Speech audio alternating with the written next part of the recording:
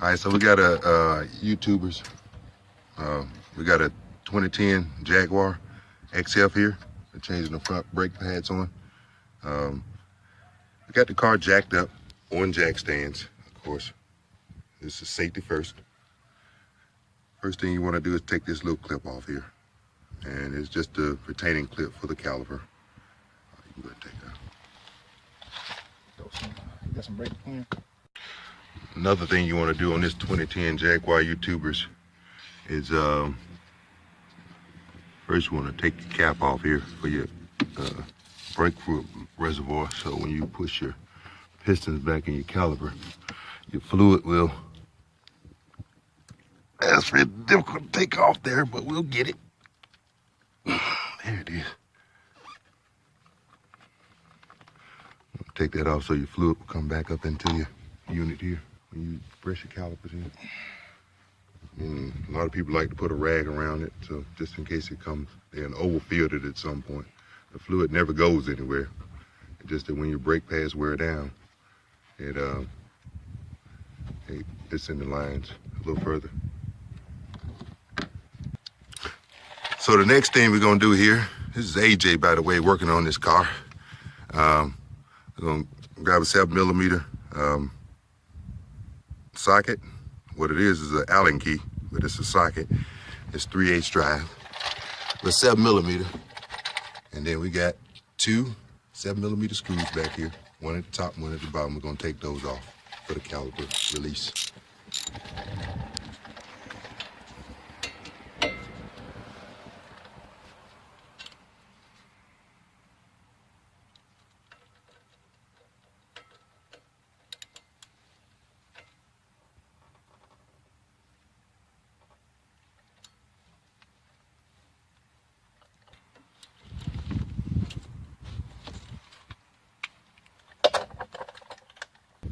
And this is what the screws look like. They're caliper mount screws. And we get ready to put them back in. We're gonna lube them up, re-lube them. Now what you want to do once you get the screws out is just pull the caliper off. And sometimes these things can be a little tight, but in this case, being that the brake pads are worn down pretty good, it's pretty easy to come off.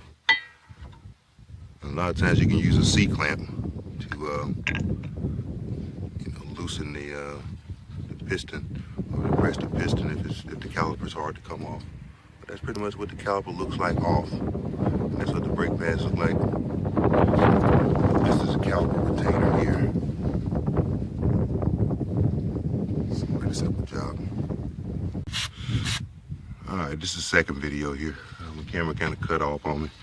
Right now we're cleaning up the caliper, brake parts cleaner, get some of that excess dust and debris out of there.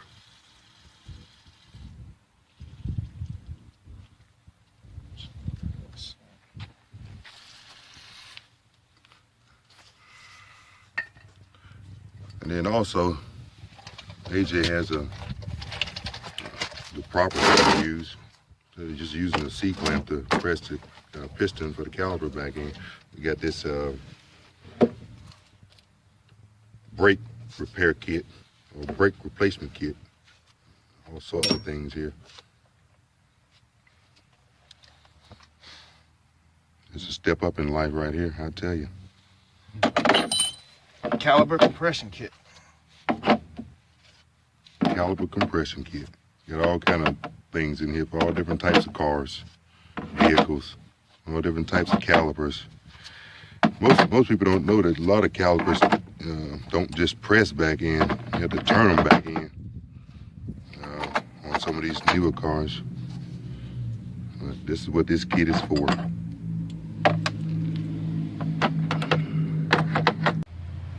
All right, so this is what this piston kit looks like here. This is one of the adapters. And what AJ is going to do here is just press this piston back into the caliper.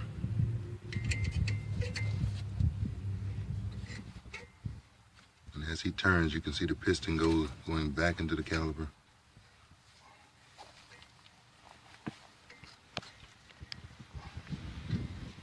These are going to be the new brake pads. It's going to go in there. As you can see, a little thicker than what came off of it.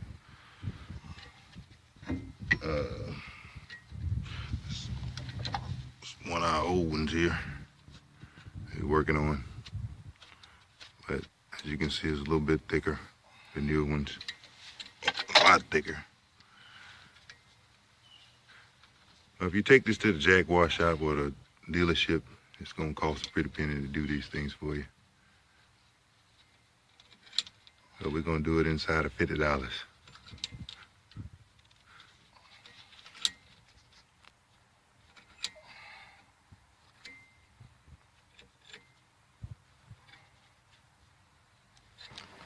All right, so YouTubers, we back here. The brake pads, we're getting ready to put the new ones in. As you can see, the rear or the inside brake pad has got springs on it, and it goes into the piston, curve side up.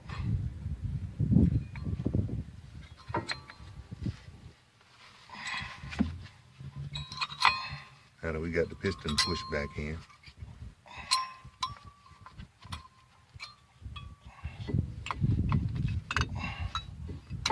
Just snaps in there, right? And a lot of time what you would do with the outside one is just place it, once you get it lubed up, is just place it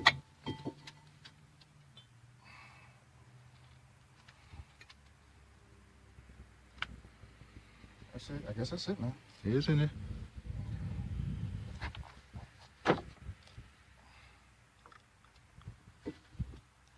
So with this outside brake pad, what you want to do is just set it inside the caliper retainer. Makes it a lot easier. And then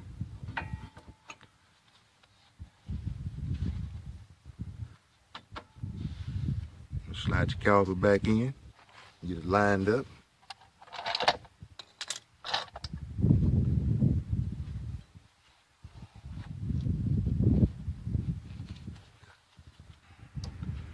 And now, after we've done lubed up our retainer screws, we'll get them put back in right now.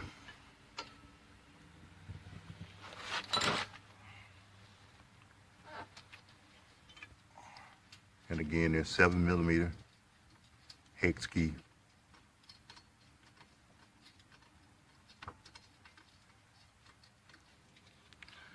So now, YouTubers,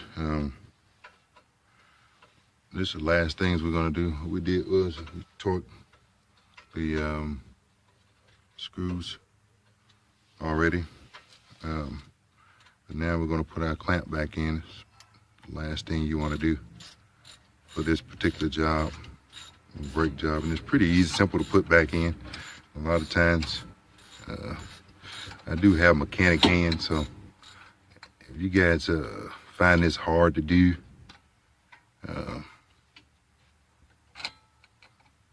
what you want to do is get you a screwdriver or something to kind of help you get it in there. But for me, it's pretty simple for me to get them in there.